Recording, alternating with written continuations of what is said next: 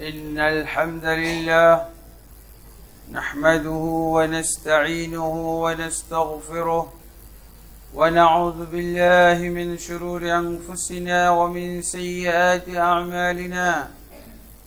من يهده الله فلا مضل له ومن يضلل فلا هادي له، وأشهد أن لا إله إلا الله وحده لا شريك له،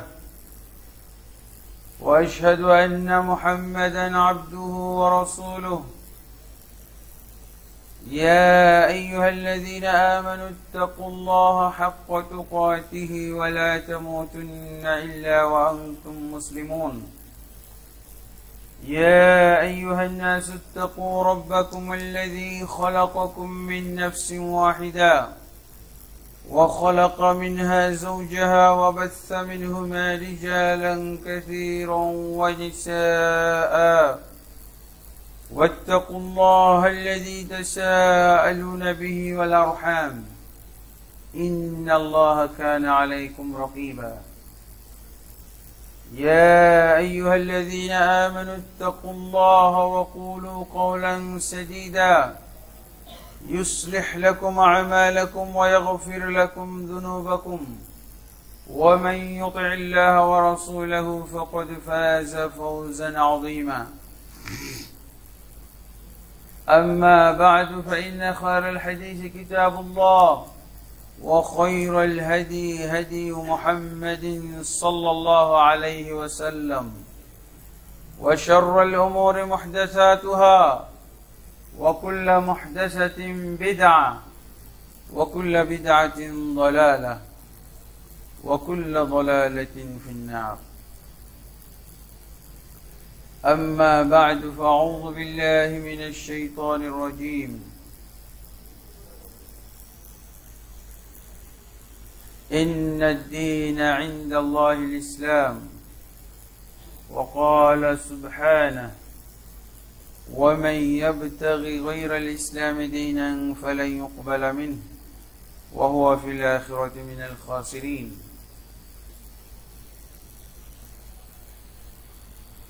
وقال سبحانه: اليوم أكملت لكم دينكم وأتممت عليكم نعمتي ورضيت لكم الإسلام دينا.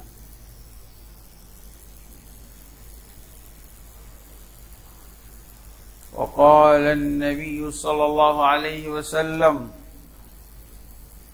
بني الإسلام على 5: شهادة أن لا إله إلا الله وأن محمد رسول الله، وإقام الصلاة وإيتاء الزكاة، وصوم رمضان، وحج بيت الله الحرام لمن استطاع إليه سبيلا. متفق عليه. وقال النبي صلى الله عليه وسلم: إذا حدثتكم حديثا فلا تزيدن عليه. رواه الإمام أحمد في مسنده. আলহামদুলিল্লাহ, আল্লাহর অসংখ্য অগণিত হামদ সানা শুকরিয়া যে আল্লাহ তাবারক ওয়া তাআলার অনুগ্রহে, ফজল ও কারামে আমরা ইসলামের সাপ্তাহিক ঈদের দিন সাইয়্যিদুল আইয়ামিল উসবু, সপ্তাহের শ্রেষ্ঠ দিন জুমার দিন as-সুন্নাহ কমপ্লেক্স মসজিদে সালাতুল জুমা আদায় করার জন্য আসতে পেরেছি। আলহামদুলিল্লাহ রাব্বিল আলামিন। সম্মানিত মুসল্লিয়ানে কেরাম, গত মাসের প্রথম জুমায় আমি দাওয়াত তাবলীগের বিষয়ে আলোচনা করেছিলাম। দাওয়াত তাবলীগের প্রয়োজনীয়তা, দাওয়াত তাবলীগের ফজিলত, দাওয়াত তাবলীগ বলতে কি বুঝায়, ইত্যাদি বিষয় আলোচনা করেছিলাম। আজকে গত খুতবার পয়েন্ট আউটকৃত বিষয় নিয়ে আলোচনা হবে। দাওয়াত দিতে হলে চারটি জিনিস আমার অত্যন্ত জরুরি। এই চারটি জিনিস ছাড়া, চারটি নিয়ম বলা যেতে পারে, দাওয়াতের মূলনীতি বলা যেতে পারে, দাওয়াতের ফরজ রুকন বলা যেতে পারে। দাওয়াতের রুকন, দাওয়াতের ফরজ, যেমন ইসলামের ফরজ আছে 5টি, আমরা বলি ইসলামের রুকন আছে 5টি। এমনি ভাবে দাওয়াতের রুকন হলো 5টি, দাওয়াতের মূলনীতি হলো 4টি। এই 4টি মূলনীতি সম্পর্কে জানতেই হবে। কোনো একটাও যদি আমাদের জানা বাকি থেকে যায় তাহলে সেটা আর দাওয়াত বলা যাবে না, সেটাকে তাবলীগ বলার উপায় নাই, তাবলীগ বলাই যায় না। 1 নম্বর বিষয়, কিসের দিকে মানুষকে দাওয়াত দিব, এই জিনিসটা ধার্য হইতে হবে, ফিক্সড করতে হবে। কে দাওয়াত দিবে, কে দাওয়াত দেওয়ার জন্য উপযুক্ত, কাদেরকে দাওয়াত দিতে হবে এবং কোন পদ্ধতি, কোন নিয়মে দাওয়াত দিতে হবে। দেখেন, সাধারণ বিবেকেই যদি চিন্তা করি, এই 4টা পয়েন্টের কোনো একটা পয়েন্ট যদি বাদ পড়ে যায়, কোনো একটা পয়েন্টে যদি আমাদের জ্ঞানের গ্যাপ থেকে যায়, অজানা থেকে যায়, তাহলে দাওয়াত শেষ। কিসের দিকে দাওয়াত দিবেন? প্রথম আজকের যে আলোচনা সেটা হলো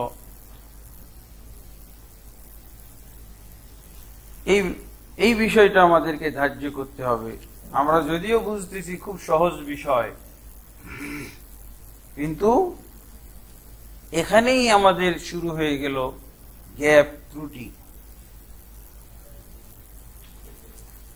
যেদিকে দাওয়াত দিতে হবে সেটা আমরা সহজ ভাষায় বুঝি। ইসলামের দিকে দাওয়াত, আল্লাহর দিকে দাওয়াত, দ্বীনের দিকে দাওয়াত, কোরআন সুন্নাহর দিকে দাওয়াত, তারপরে ফিরকা নাজিয়ার দিকে দাওয়াত। যে কোনো একটা বললে অন্যগুলো বুঝাই, ফলাফল অন্য সবগুলোই এখানে এসে যাবে যে কোনো একটা বিষয় আলোচনা করলে। এই জন্য আমাদেরকে জানতে হবে কিসের দিকে দাওয়াত দিব। সাধারণত আমরা আল্লাহর দিকে দাওয়াত বলতে যা বুঝি সেটাই হলো ইসলামের দিকে দাওয়াত, দ্বীনের দাওয়াত, কোরআন সুন্নাহর দাওয়াত। তো আমরা যে কোনো একটা বিষয় নিয়ে আলোচনা করতে পারি, যেহেতু এগুলো সবগুলোই শব্দ, ফলাফলে একই অর্থবোধক, সমর্থবোধক।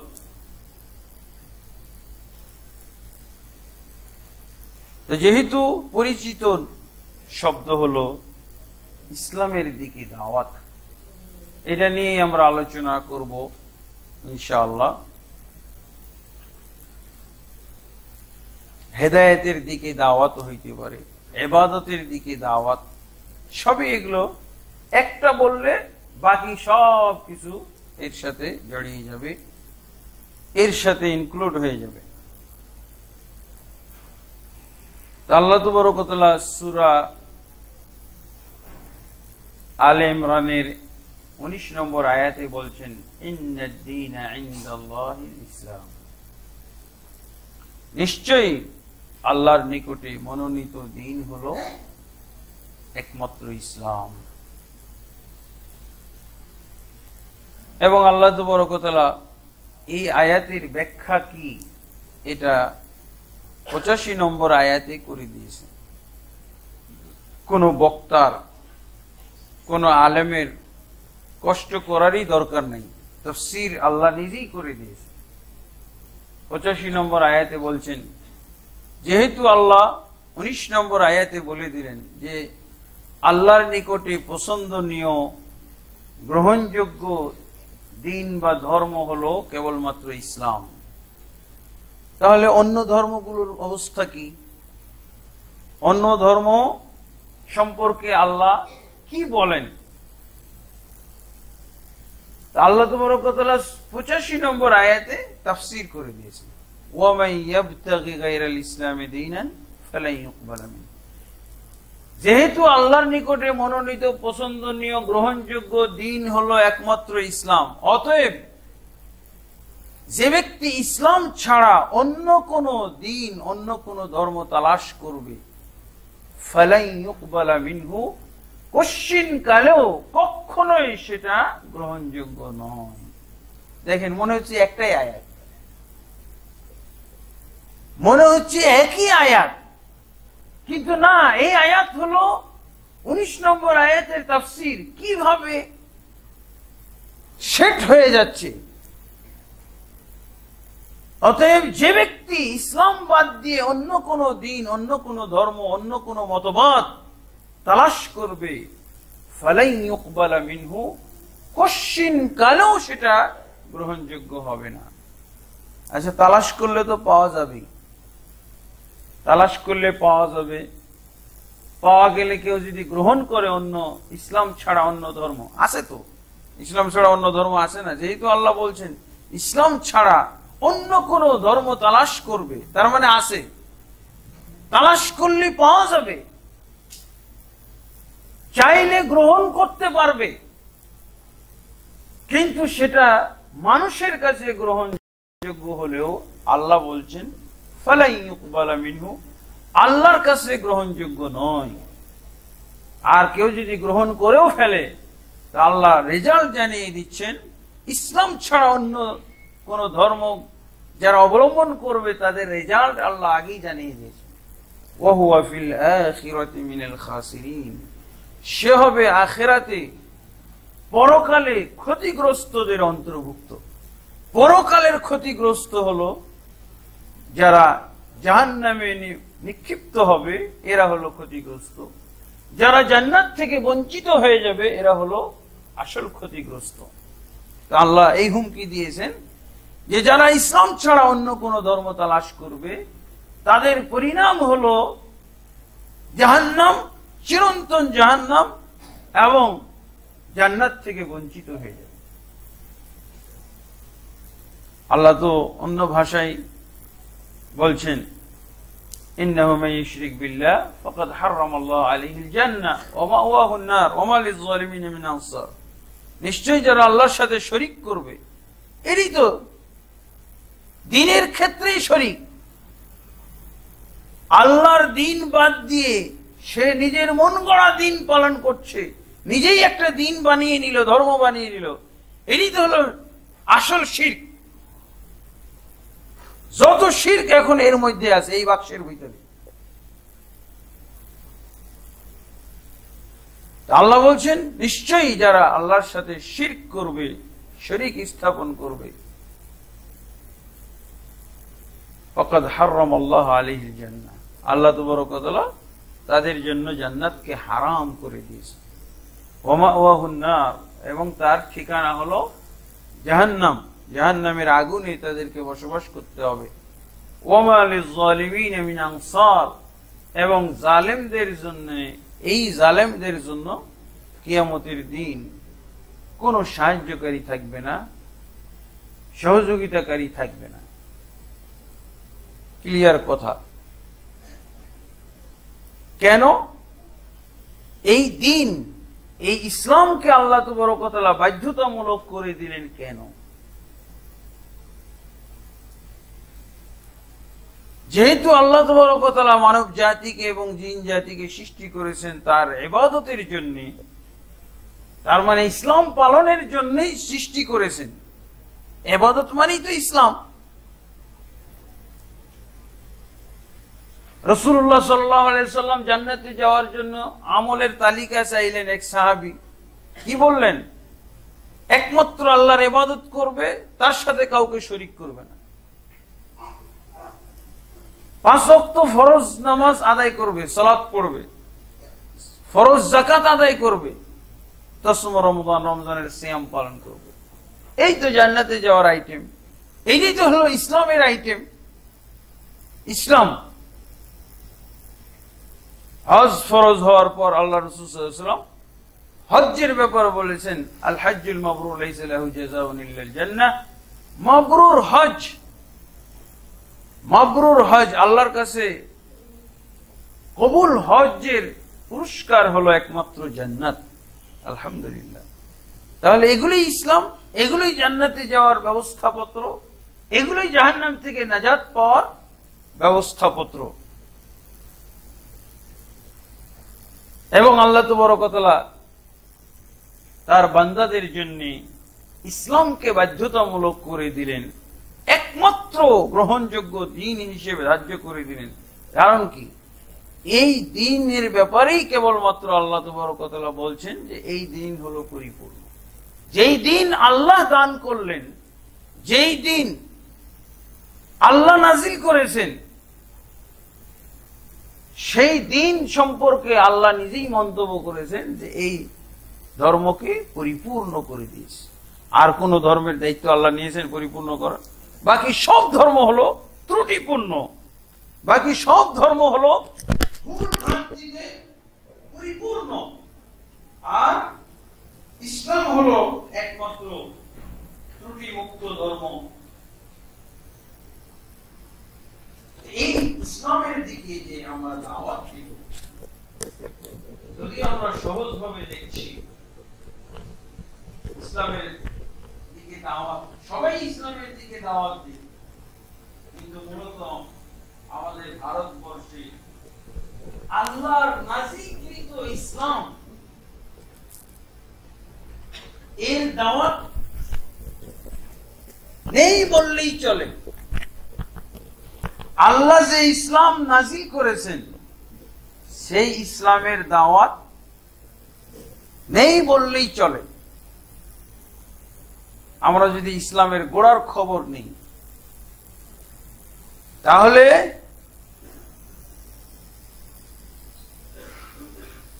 প্রকৃত ইসলাম,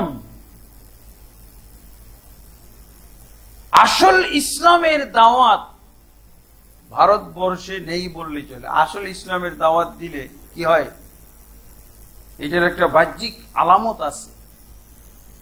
প্রকৃত ইসলাম, যে ইসলাম আল্লাহ নাজিল করেছেন, যে ইসলাম রাসূল প্রচার করেছেন, যে ইসলাম সাহাবায়ে কেরাম পালন করতেন, এই ইসলাম যদি, এই ইসলামের দাওয়াত যদি আমরা আজকে দিতাম, এই ইসলামকে যদি আমরা চিহ্নিত করতে পারতাম, এই ইসলাম যদি আমাদের ভিতরে থাকতো, তাহলে কি হইতো? ইসলাম এক, ইসলামের দিকে দাওয়াত দানকারীরাও এক হয়ে যেত। ইসলামের মাধ্যমে এক, ইসলামের দিকে দাওয়াত দিয়েই এক হয়ে যেত সব। তাহলে বোঝা যায় যে সেই ইসলামের দিকে আমাদের দাওয়াত হচ্ছে না, আর তার আগে আমরা সেই ইসলাম চিহ্নিতই করতে পারি না। দুই ভাবে আমরা ইসলামকে হারিয়েছি, আল্লাহর নাজিলকৃত ইসলামকে দুই দিক থেকে হারিয়েছি। এক হলো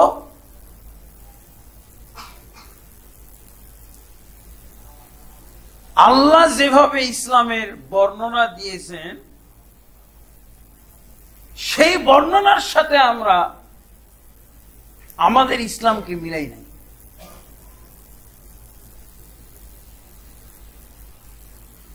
আমরা সরাসরি ইসলামের দিকে দাওয়াত দেই না।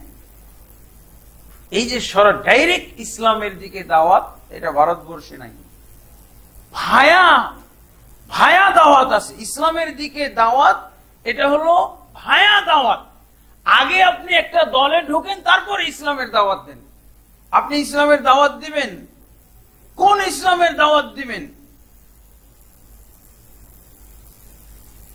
হানাফি ইসলাম, শাফিঈ ইসলাম, মালিকি ইসলাম, হাম্বলি ইসলাম, তারপরে আপনি আসেন বাংলাদেশের প্রেক্ষাপটে চরমনাই ইসলাম, সরসিনা ইসলাম, দেওয়ানবাগী ইসলাম, রাজারবাগী ইসলাম, তারপরে আটরশি ইসলাম। কি বলে আমাদেরকে? আপনি ইসলামের দাওয়াত দিবেন, ইসলামের কাজ করবেন, আগে দলে ঢুকেন। দলে ঢুকেন তাহলে কি, তাহলে তো সবাই ইসলামের দাওয়াত দিচ্ছে না। কিন্তু ইসলামের দাওয়াতের মধ্যে একটা ভায়া তৈরি করে ফেলেছে, সরাসরি ইসলামের দাওয়াত এই দেশে, এমনকি আহলে হাদিসের মধ্যে নাই।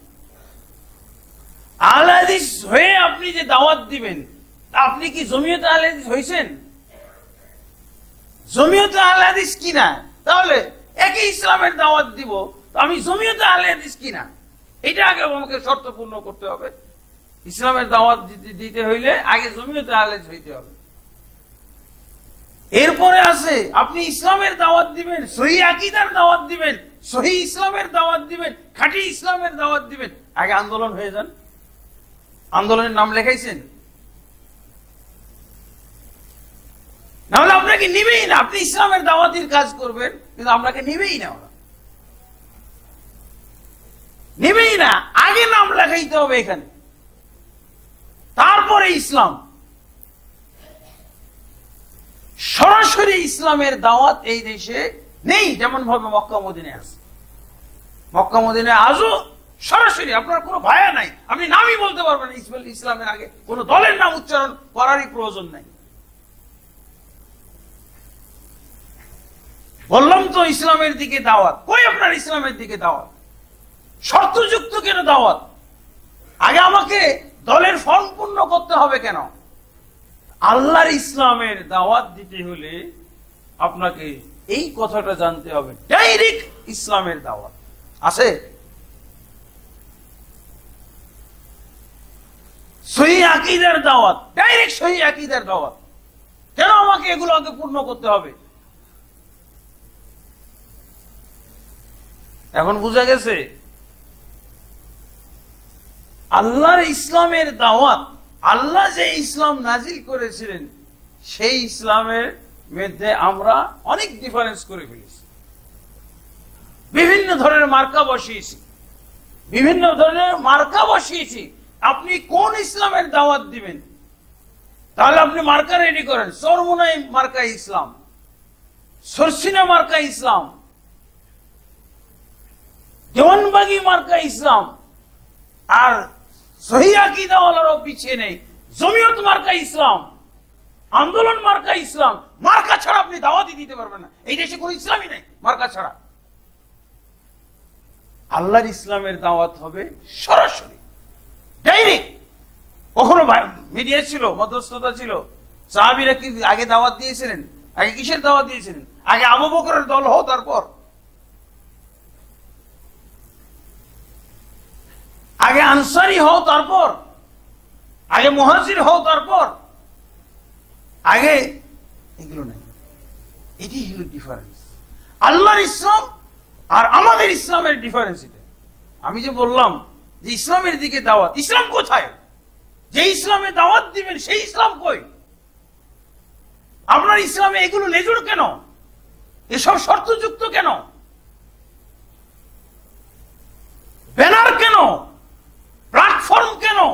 এগুলো কোনোটাই থাকবে না। আল্লাহর ইসলামের দিকে দাওয়াত দিলে এগুলো একটাও থাকবে না, সব ভেঙে চুরমার করে দিতে হবে। এগুলো আল্লাহ, আপনি বলতে পারেন না যে আল্লাহর ইসলামের আপনি দাওয়াত দিচ্ছেন, আপনি মার্কা মারা ইসলামের দাওয়াত দিচ্ছেন। আমার বলার অধিকার নেই। আপনি এই কথাগুলো জানতেন না, আজকের এই খুতবা থেকে আপনি জানেন। আপনার শিখতে হবে।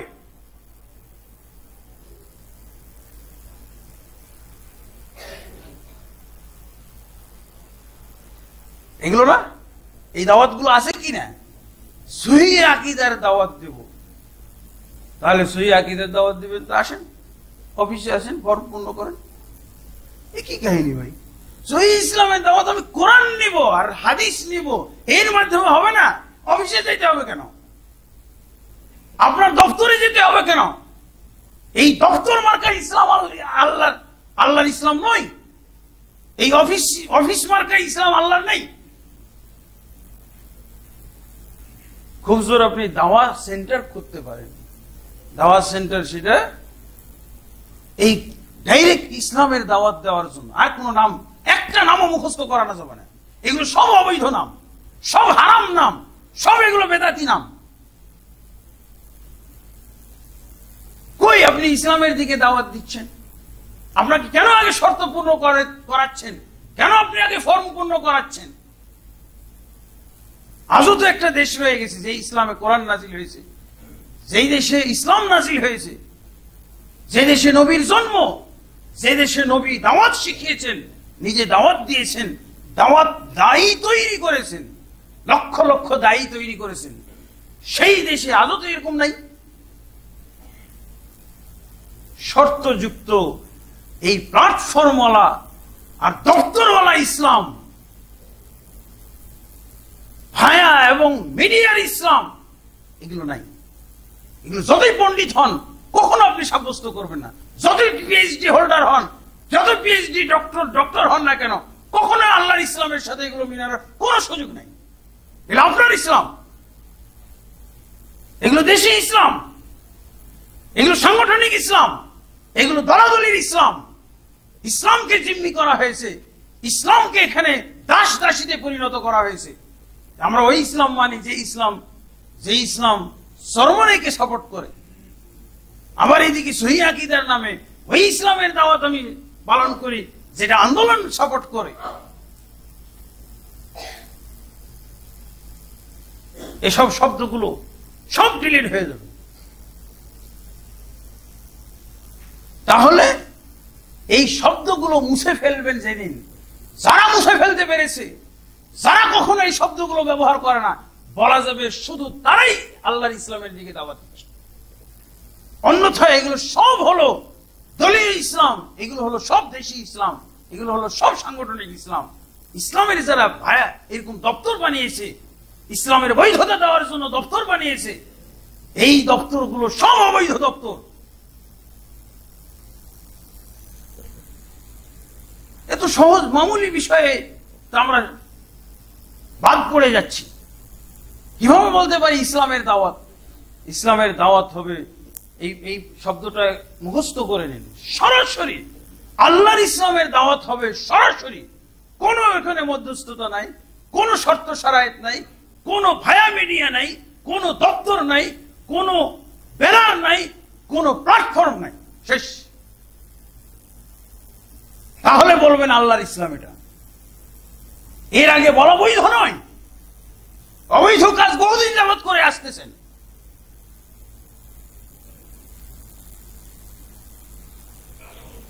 একটা হলো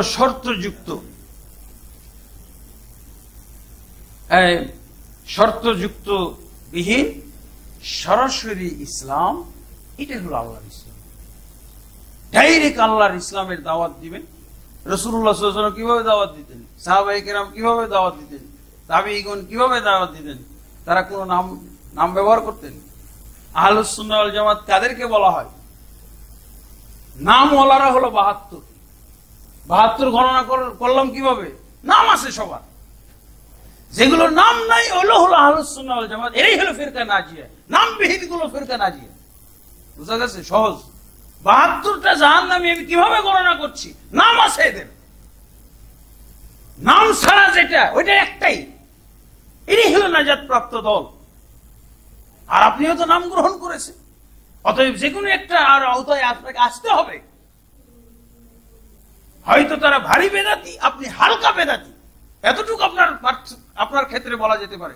বেদাতি ছাড়া নয়, বেদাতি ছাড়া হওয়ার উপায় নাই। ওরা ভারী বেদাতি, আপনি হালকা বেদাতি,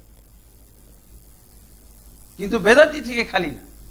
যারা আল্লাহর ইসলামের ব্যাপারে এরকম কারসাজি করেছে, যারা এরকম অন্যায় করেছে, আল্লাহর ইসলামের প্রতি অন্যায় করেছে, এরকম মিডিয়া ভিত্তিক ভায়া ভিত্তিক যারা ইসলাম ধরায় মানুষকে ইসলাম তুলে দেয়, এরা কখনো আল্লাহর ইসলামের দিকে দাওয়াত দানকারী নয়।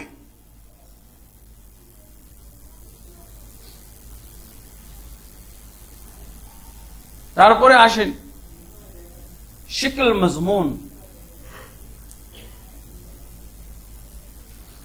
আরেকটা বলেছিলাম পরিমিত ইসলামের দাওয়াত। পরিমিত ইসলামের দাওয়াত হইতে হবে পরিমিত, কম বেশ ছাড়া পরিমিত। রাসূলুল্লাহ সাল্লাল্লাহু আলাইহি ওয়াসাল্লাম ইসলামের যে ফিগার নির্ধারণ করে দিয়েছেন, আমরা বিশ্বাস করি না করি না? যে কথা আল্লাহ বললেন সূরা আল মায়েদার 3 নম্বর আয়াত, কি আল ইয়াউমা আকমালতু লাকুম দীনাকুম ওয়া আতমামতু আলাইকুম নি'মাতি, আজকের দিন তোমাদের জন্য তোমাদের দিনকে পরিপূর্ণ করে দিলাম। এই পরিপূর্ণ ইসলামের দাওয়াত দিতে হবে। পরিমিত, পরিপূর্ণ ইসলামের দাওয়াত কিভাবে হয়? বাড়ানো যাবে না, কমানো যাবে না, রদ বদল করা যাবে না। এই তিনটা হলো পরিমিত ইসলামের শর্ত। বাড়াইতে পারবেন না, কমাইতে পারবেন না, আর রদ বদল চেঞ্জিং আনতে পারবেন না। ঠিক রাসূল সাল্লাল্লাহু আলাইহি ওয়াসাল্লাম বেঁচে থাকতে যেরকম ছিল ইসলামের চেহারা, যে পরিমাণ ছিল ইসলামের চেহারা, সেই পরিমাণই থাকবে কিয়ামত কাল পর্যন্ত। ইসলামের কোনো বাচ্চা বাড়বে না, কোন ধরনের কম বেশি চলবে না, যেটা রাসূলুল্লাহ সাল্লাল্লাহু আলাইহি ওয়াসাল্লাম বলে দিয়েছেন। কি ইযা হাদাসতুকুম হাদিসান ফালা তাজিদান্না আলাইহি, মুসনাদ আহমদের মধ্যে হাদিসটি এসেছে, যখন আমি তোমাদেরকে কোনো হাদিস দেব, হাদিস বলবো, খবরদার এর ভিতরে কোনো বাড়তি করতে পারবে না, বৃদ্ধি করতে পারবে না। হ্যাঁ, বৃদ্ধি করা যাবে না। আর সাহাবায়ে কেরাম এটাই আল্লাহ রাসূলের কাছ থেকে শিখেছিলেন। তাই তো জান্নাতে যাওয়ার 4টি আমলের ব্যবস্থাপত্র নেওয়ার পর সাহাবী কি বলেছিল? তখন হজ ফরজ হয়নি। সাহাবী কি বলেছিল? এই যে আল্লাহ রাসূলের শিক্ষা, আমি যখন কোন হাদিস বলে দেব, কোন কথা বলে ফেলবো, ফালা তাজিদান্না আলাইহি, খবরদার এর ভিতরে চুল পরিমাণ বাড়াইতে পারবে না। তাহলে কি কমাইতে পারবে? পরিপূর্ণ কাকে বলা হয়? কমাইতে পারবে না। এই সাহাবী কি বলতেছে? জান্নাতে যাওয়ার যে 4টি ব্যবস্থাপত্র নিল আল্লাহ রাসূলের কাছে, বলছে ওয়াল্লাযী বাআসাকা বিল হাক্কি লা আযীদু আলা হাযা ওয়ালা আনকুস, লা আযীদু আলা হাযা শাইআন ওয়ালা আনকুসু মিনহু। বুখারী মুসলিমের মধ্যে হাদিসটি এসেছে। আল্লাহ রাসূল সাল্লাল্লাহু আলাইহি ওয়াসাল্লাম কি সাহাবী বলছে, সেই জাত পাকের কসম করে বলছি ইয়া রাসূলুল্লাহ, আপনি যে 4টি আমল বলে দিলেন জান্নাতে যাওয়া, এর ভিতরে আমি কোনো বাড়তি করব না, বাড়াবো না। 4টা বলেন, আমি 5টা করব না। ওয়ালা আনকুসু মিনহু শাইআন, আমি কমাবো না। যা বললেন তাই। এটা কোথা থেকে শিক্ষা পাইলো? ওই যে রাসূলুল্লাহ সাল্লাল্লাহু আলাইহি ওয়াসাল্লাম বলেছেন, আমি কোন হাদিস বললে, কোন কথা বললে, কোন নিয়ম বললে, খবরদার তোমরা এর মধ্যে কোনো বৃদ্ধি করতে পারবে না।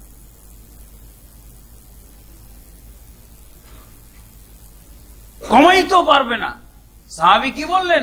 আপনি যা বলে দিলেন, কমও করবো না, বেশিও করবো না। ফাওয়াল্লার রাজুল, এই কথা বলে স্বীকৃতি দিয়ে লোকটা চলে যাচ্ছে। আল্লাহ রাসূল সাল্লাল্লাহু আলাইহি ওয়াসাল্লাম সাহাবীদের কাছে মন্তব্য করে বললেন, মান সাররাহু আন ইয়ানজুরা ইলা রাজুলিন মিন আহলিল জান্নাহ ফালইয়ানজুর ইলা হাদা। তোমাদের কোন ব্যক্তি যদি জান্নাতি কোন লোক দেখে খুশি হতে চাও, খুশিরই তো বিষয়। আমরা তো 50,000 টাকার টিকিট করেও যদি কোন জান্নাতি লোক স্টেডিয়ামে আনা হতো, তো 50,000 টাকা, এই নোংরা, এই নাপাক লোকগুলোকে দেখতে যাই আমরা টিকিট কেটে, জান্নাতি লোক যদি স্টেডিয়াম আসতো, হ্যাঁ, তাহলে কত টাকা? 50,000, 5 লাখ টাকা টিকিট করে হলো দেখতাম। রাসূলুল্লাহ সাল্লাল্লাহু আলাইহি ওয়াসাল্লাম বলছেন, মান সাররাহু আন ইয়ানজুরা ইলা রাজুলিন মিন আহলিল জান্নাহ ফালইয়ানজুর ইলাহা হাযা। তোমাদের কোন ব্যক্তি যদি জান্নাতি লোক দেখে খুশি হতে চাও, এই লোকটার দিকে তাকাও, এটাই জান্নাতি লোক। কিভাবে জান্নাতি হলো? আল্লাহর রাসূল যা বললেন, কমও করবে না, বেশিও করবে না, এই জন্য ও জান্নাতি। কিয়ামত কাল পর্যন্ত আল্লাহ রাসূল জান্নাতের সার্টিফিকেট বিলাইলেন। আমরা বলে থাকি যে জান্নাতের সার্টিফিকেট প্রাপ্ত সাহাবী 10 জন, কিন্তু এই হাদিসের আলোকে অনেক মুহাদ্দিস কিরাম বলেছেন, মুহাদ্দিসিনে কিরাম, যে যাদের আমলের কোয়ালিটি, যাদের ইসলাম পালনের কোয়ালিটিটা এরকম হবে, নিয়মটা এরকম হবে, আল্লাহ রাসূল যা বলে দিয়েছেন, কমও করবে না, বেশিও করবে না, এদেরও জান্নাতের সার্টিফিকেট আছে, এরাও জান্নাতের সার্টিফিকেট প্রাপ্ত। এই হাদিসের আলোকে জান্নাতে যাওয়ার লোকই কম এখন। কারণ কি? এই 3টে অপরাধে জড়িত আজকাল ভারতবর্ষে, বিশেষভাবে ভারতবর্ষে মুসলমান কি সহিওয়ালা আর কি সহি ছাড়া সব এই 3 অপরাধে জড়িত। কি? ও কম করবেই, ও বেশি করবেই, ও রদবদল করবে। ইসলাম পালন করবে, কিন্তু তার ইসলাম পালনের মধ্যে কম করবে, বেশি করবে আর রদবদল করবে, চেঞ্জিং আনবে। এছাড়া তার ইসলাম পালন সম্ভবই নয়। এটা ইবলিস যেন ইসলামের দাওয়াত দিচ্ছে, ইসলামের দাওয়াত যেন ইবলিস দিচ্ছে, এরকম অবস্থা না। কমতি, বাড়তি আর রদবদল পাওয়া যাবে। এবং রাসূলুল্লাহ সাল্লাল্লাহু আলাইহি ওয়াসাল্লাম এটা স্পষ্ট করে বলেই দিয়েছেন যে যারা কিয়ামতের দিন হাউজে কাউসারে পানি পান করতে আসবে কিছু লোক, তাদেরকে তাড়ানো হবে, ফেরেশতারা তাড়িয়ে দিবে, নবী সাল্লাল্লাহু আলাইহি ওয়াসাল্লামের কাছে আসতে দিবে না। রাসূলুল্লাহ সাল্লাল্লাহু আলাইহি ওয়াসাল্লাম উম্মত বলে চিনবেন, উম্মত হিসেবে চিনবেন, আসতে দাও বলবেন রাসূলুল্লাহ সাল্লাল্লাহু আলাইহি ওয়াসাল্লাম। কিন্তু ফেরেশতারা বলবে, ইয়া মুহাম্মদ ইন্নাকা লা তাদরি মা হাদাসু বা'দা, হে মুহাম্মদ, আপনি জানেন না আপনার মৃত্যুর পর এরা কি ঘটিয়েছিল, আপনি কিছু জানেন না। মা হাদাসু, কি নতুনত্ব এনেছিল। ইসলামের মধ্যে নতুনত্ব আনার 3টে হাতিয়ার, বাড়াইলে নতুন হয়, কমাইলে নতুন হয়, রদ বদল চেঞ্জিং আনলে নতুন হয়। 3টে হলো সূত্র। আর এই 3টেই সূত্র হলো আল্লাহর ইসলাম পাওয়ার। বাড়াবো না, কমাবো না, আর রদ বদল করবো না। এই যে কিছুক্ষণ আগে বললাম, যারা বলতেছে তুমি যদি ইসলামের দাওয়াত দিতে চাও, এই সংগঠনে আগে আসো, কি করেছে এরা? একটা বাড়তি জিনিস নিয়ে এসেছে না, আল্লাহর ইসলাম নাই। আল্লাহর ইসলাম থেকে ফেল শুধু মক্কা মদিনার লোকেরা বলতে পারে আল্লাহর ইসলামের দিকে দাওয়াত দিচ্ছে। এই বাড়তিটা কি? এই লেজরটা কি? এটা কি ছিল নাকি? এই যে আপনি বললেন আল্লাহ পাওয়ার জন্য, কি এটা বাড়তি জিনিস না? এই লেজ লাগালেন কেন?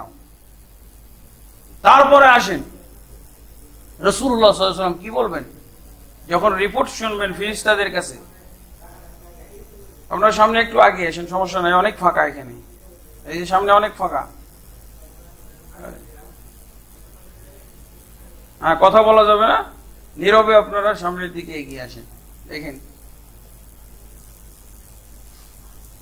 ইসলামের হলো, ইসলাম নামকরণের দিক থেকে আমরা ভারতবর্ষের মুসলমান আল্লাহর ইসলামে আমাদের ইসলাম কমন পড়ে না। দেখেন, মক্কা মদিনার আলেমরা ইসলামের নামকরণ থেকেই শুরু করেছে। এই নীতিমালা, এই নিয়ম, এই সূত্র ইসলামের নামকরণ থেকেই ব্যবহার শুরু করেছে।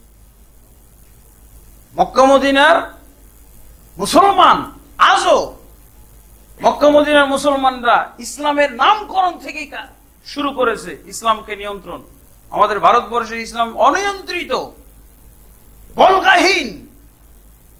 এই ইসলামের বিকৃতি ঘটতেই আছে এবং সবাই শরীক। কি বেদাতি আর কি সহি আর কি হেদায়েতি, সবাই শরীক ইসলাম বিকৃতির জন্য। সবাই দায়ী, প্রায় সবাই দায়ী। দেখেন, ইসলাম নামকরণেই নিয়ন্ত্রণ। কড়াকড়ি ভাবে। আমাদের ধর্মের নাম কয় শব্দ বিশিষ্ট বলেন তো? ইসলাম কয় শব্দ বিশিষ্ট? এটা শব্দ, ওয়ার্ড, কয়টা ওয়ার্ড? এটা আমাদের ধর্মের নামকরণ কয় ওয়ার্ডের মাধ্যমে করা হয়েছে? এটা কি সেন্টেন্স না ওয়ার্ড? ওয়ার্ড। আল্লাহর ইসলাম এরকমই থাকবে কিয়ামত কাল পর্যন্ত, ওয়ার্ড, একটা ওয়ার্ডের মাধ্যমে এর নাম থাকবে। আল্লাহ যে ইসলাম নাজিল করেছেন এটা হলো একটা শব্দ। এই শব্দকে দুই শব্দ বানানো যাবে না। যদি ইসলাম শব্দের আগে বা পরে কোন শব্দ যোগ করেন অটোমেটিকলি দল তৈরি হবে। এই জন্য মক্কা মদিনায় ইসলাম শব্দের আগে পিছে কোন শব্দ বসানোটা হত্যাযোগ্য অপরাধ, হত্যাযোগ্য অপরাধ। কারণ কি? আপনি ইসলাম শব্দের, এই যে আল্লাহ যে বললেন ইসলাম পরিপূর্ণ, ইসলামের নামেই তো আপনি ঢুকিয়ে দিলেন আরেক শব্দ। আপনার ইসলামের নাম কি বলেন তো? আমার ইসলামের নাম হলো ইসলামী আন্দোলন। কয়টা শব্দ বসছে? ইসলামের পরে একটা শব্দ বসিয়েছেন না? এখন কি এটা দল? দল কি না দল না? আল্লাহু আকবার। দল রোধ করার নিয়ম হলো, আল্লাহর ইসলাম বুঝলেই দল এমনি অটোমেটিক্যালি রোধ হয়ে যাবে। আল্লাহ এক শব্দ বিশিষ্ট দ্বারা তার নাজিলকৃত দ্বীনের নাম রেখেছেন। কয় শব্দ দ্বারা নাম রেখেছেন? এক শব্দ দ্বারা নাম রেখেছেন। কিয়ামত কাল পর্যন্ত যদি এই ইসলাম এক শব্দ বিশিষ্ট থাকে, কারোই ক্ষমতা নাই গোটা ভারতবর্ষের আলম যদি এক হয়ে যায় একটা দল বের করতে পারবেন। আপনি পরীক্ষা করে দেখেন, এই নিয়মটা সৌদি আরবে আছে। খুব প্রথমেই চিহ্নিত করেছে এই জিনিসটা, যে আল্লাহ ধর্মের নামকরণ করেছে এক শব্দের মাধ্যমে, অতএব কেউ দ্বিতীয় শব্দ তৃতীয় শব্দ যোগ করার অধিকার রাখে না। আর যোগ করলেই দল তৈরি হবে ইসলামের মধ্যে। দেখেছেন? আপনি কিভাবে বলছেন আপনি আল্লাহর ইসলাম পালন করেন? আপনি তো আল্লাহর ইসলাম বুঝেনি। আল্লাহর ইসলাম বুঝার লোকই খুঁজে পাওয়া যায় না। হাজারে একজন, লক্ষে একজন নাই এই বাংলাদেশে।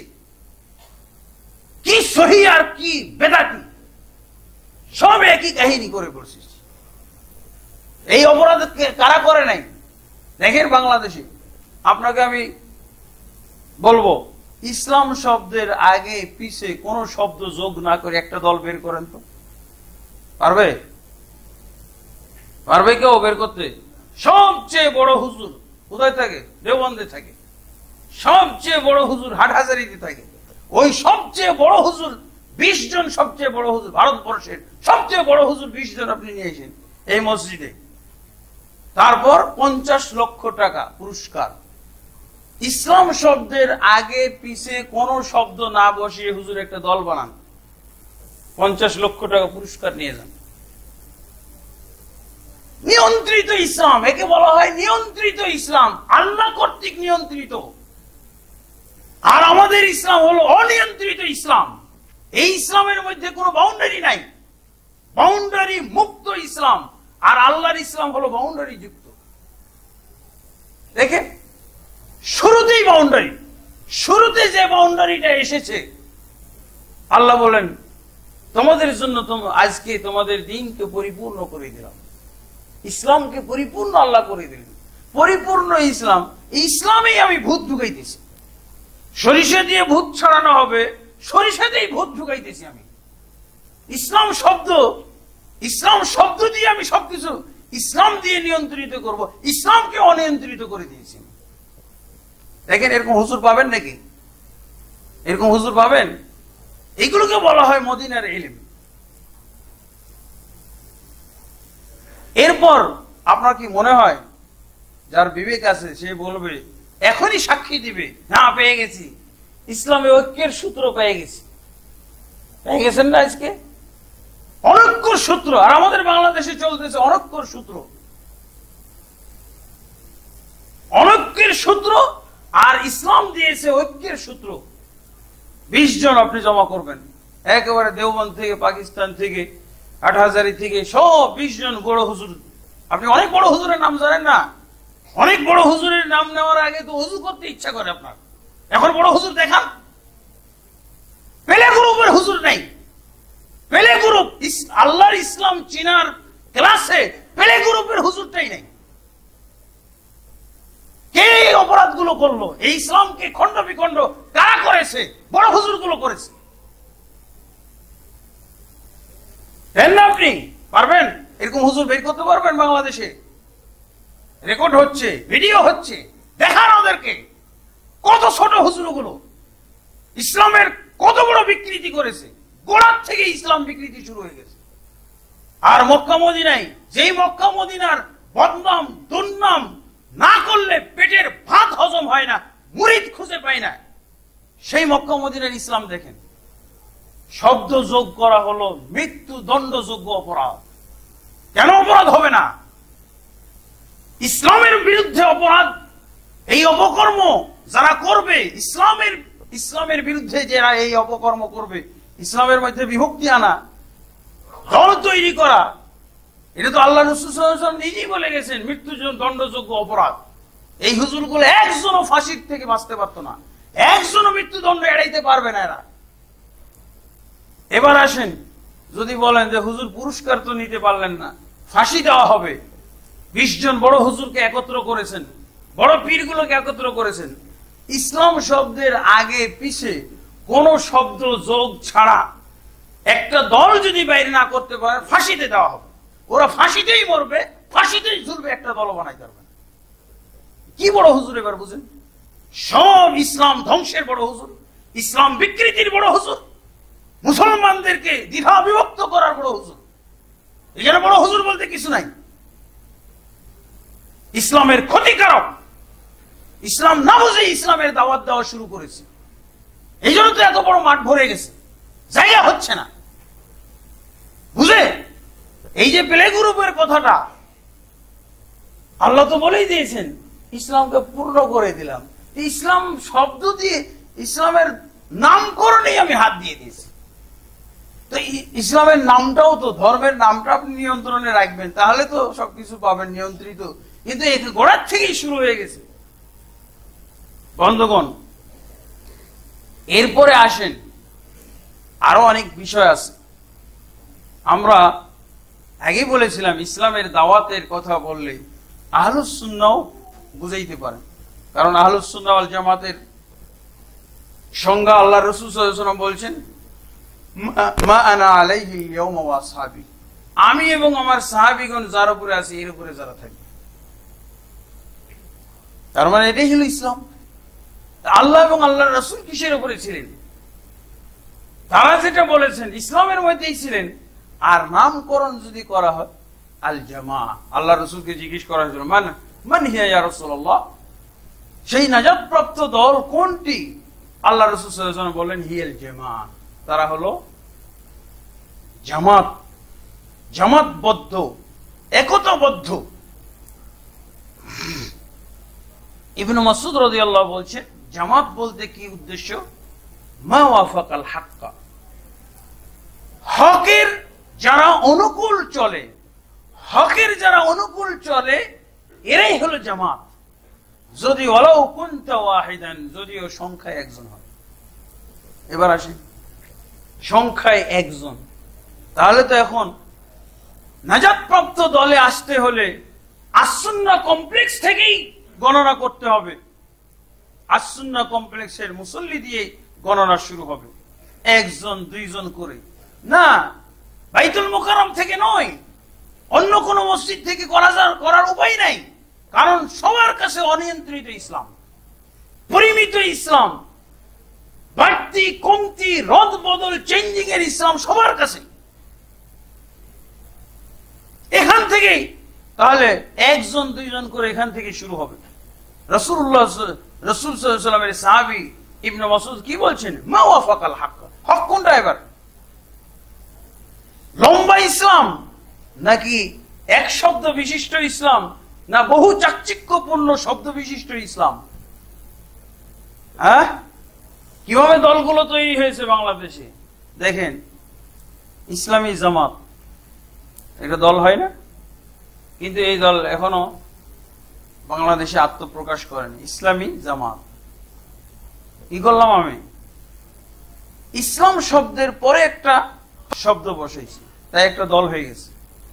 দল হবে, একটা শব্দ বসাইনি একটা দল, একজন আমির, সভাপতি, আর সব দপ্তর টপ্তর যা আছে শাখা সদস্য সব পাওয়া যাবে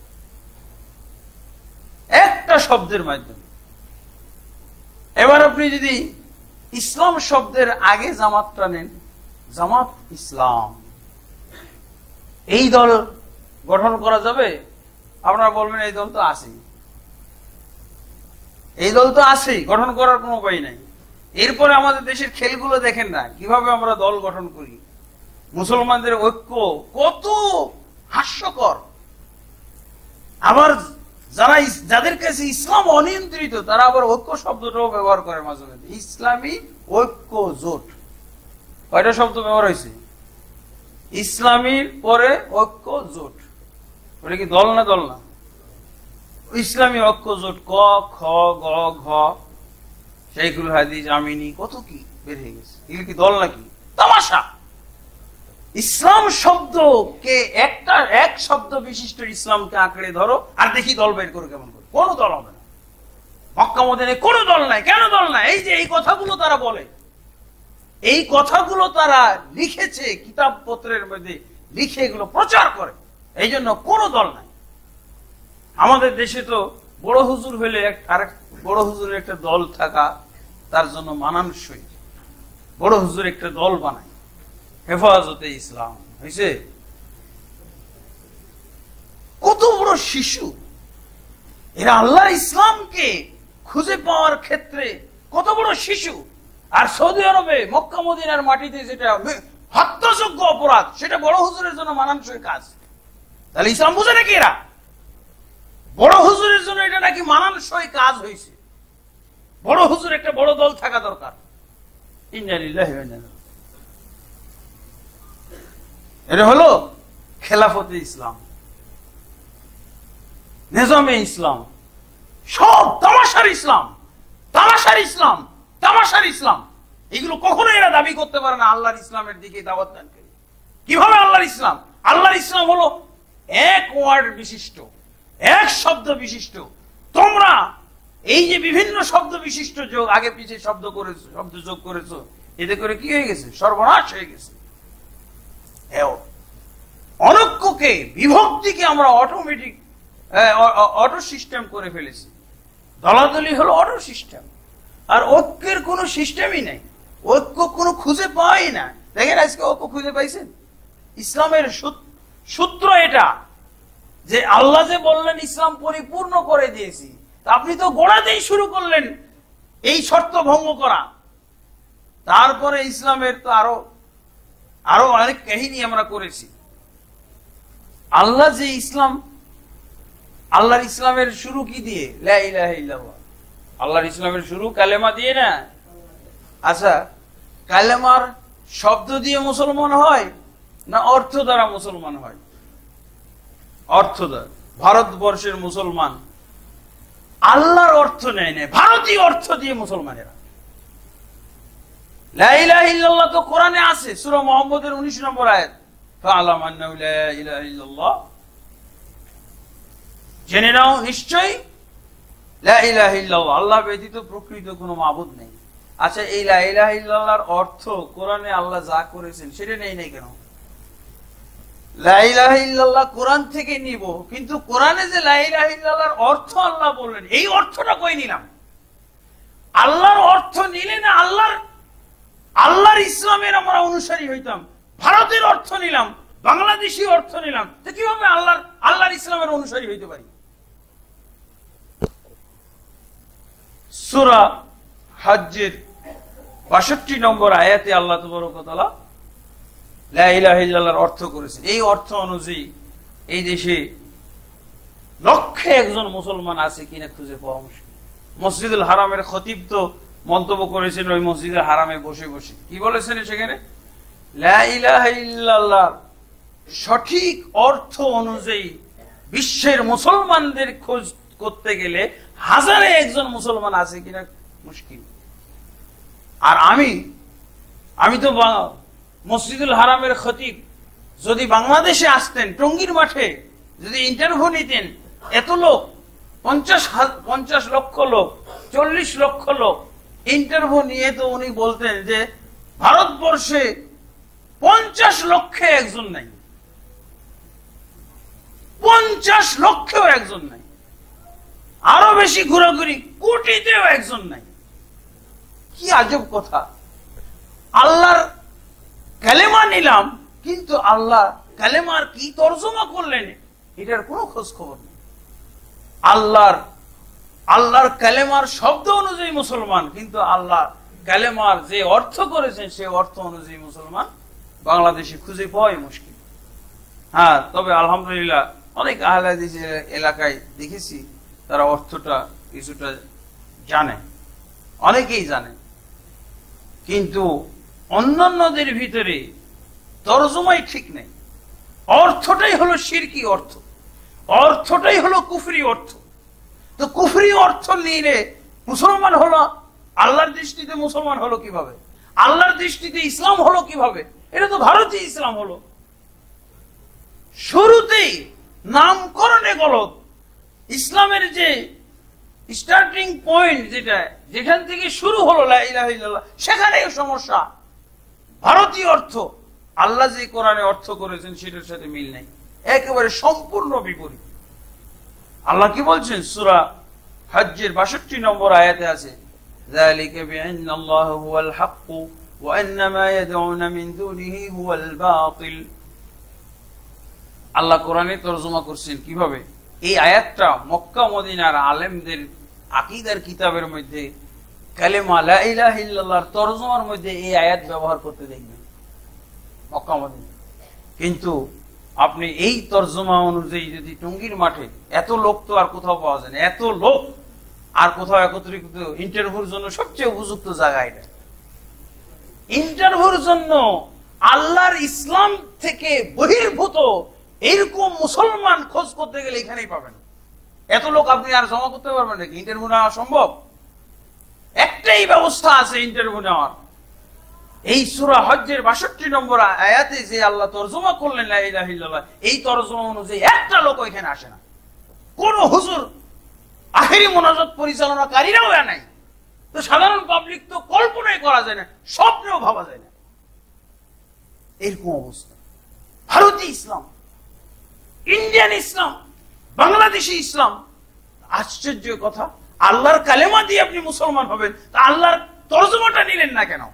সূরা হজ্জের 62 নম্বর আয়াতে যে তরজমা করলেন আল্লাহ কালেমার, সেটা নিলেন না কেন? আপনি কুফরি তরজমা করলেন মানুষের তরজমা অনুযায়ী। মানুষের দৃষ্টিতে আপনি মুসলমান, নিজের দৃষ্টিতে মুসলমান। আল্লাহ বলছেন যালিকা বিআন্নাল্লাহু হুয়াল হক, নিশ্চয়ই আল্লাহই হচ্ছেন হক মাবুদ, আর আল্লাহ বাদে যা কিছু পূজা করা হয়, যত দেবদেবী আছে সব হলো বাতিল। তাহলে তরজমাটা হবে কি? আল্লাহ ব্যতীত হক মাবুদ কেউ নেই। কিন্তু আমাদের তরজমার মধ্যে হক শব্দটা নেই, কি আছে? আল্লাহ ব্যতীত কোনো মাবুদ নেই। কুফরি তরজমা এটা, কুফরি তরজমা এটা। এতে কি হবে? আল্লাহ দুই প্রকার মাবুদের কথা একই আয়াতের মধ্যে। আল্লাহ হলেন হক মাবুদ, আর আরো যে অনেক আল্লাহ ছাড়া মাবুদ আছে এগুলো হলো বাতিল মাবুদ। আপনি যে কোনো একটা শব্দ বলতে হবে আল্লাহ ব্যতীত হক মাবুদ নাই, তাহলে আর বাতিল মাবুদ, বাকি সব বাতিল মাবুদ, এটা বলারও দরকার নেই। কিন্তু আল্লাহ বলেছেন তা। সূরা হজ্জের 62 নম্বর লোকমানের 30 নম্বর আয়াতে আল্লাহ বলেও দিয়েছেন কি? আল্লাহই হচ্ছেন হক মাবুদ, আর তিনি বাদে যত মাবুদ পৃথিবীতে আছে সব হলো বাতিল মাবুদ। হক আর বাতিল দিয়ে তরজমা করেছে।